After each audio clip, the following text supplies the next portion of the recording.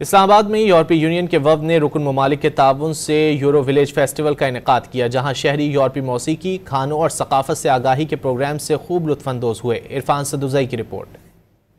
اسلام آباد کے national council of arts میں یورو ولیج فیسٹیول کا انعقاد کیا گیا۔ فیسٹیول میں یورپی موسیقی، کھانوں اور یورپین ثقافت سے آگاہی کے لیے مختلف سٹالز لگائے گئے، جہاں شہری یورپی کھانوں سے لطف اندوز ہوئے اور بچوں نے گیمز کارنر میں کھیلنے کے ساتھ ساتھ اپنے چہروں پر یورپی جھنڈوں کی پینٹنگز بھی بنوائیں۔ ایسے لوگ بھی ہیں جو کہ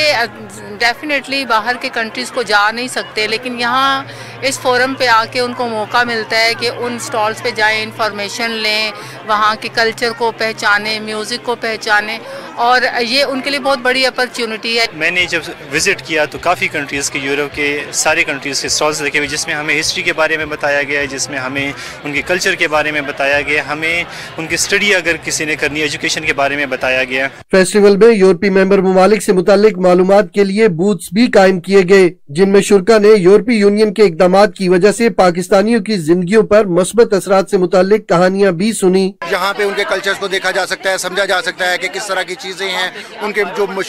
فیمس جو ایکٹیویٹیز ہیں، فیمس چیزیں ہیں وہ، اور سب سے بڑی بات کہ آپ کو یورپینز کے ساتھ ملنے کا اور ایک نیٹ ورکنگ کرنے کا جو ہے وہ ایک موقع مل جاتا ہے۔ اس قسم کی ایکٹیویٹیز کو ہونا چاہیے، بہت سی چیزوں کا ہمیں جہاں گھروں میں بیٹھ کے پتہ نہیں چلتا، وہ یہاں آ کے ہمیں معلومات میں اضافہ ہو جاتا ہے۔ تقریب میں پاکستان میں یورپی یونین کی سفیر ڈاکٹر رینا کیونکا نے اپنے استقبالیہ کلمات میں کہا کہ یورپی یونین اور پاکستان کے تعلقات کی بنیاد مضبوط شراکت داری ہے۔ کیمرہ مین کاشف عباسی کے ساتھ عرفان صدوزئی، ڈان نیوز، اسلام آباد۔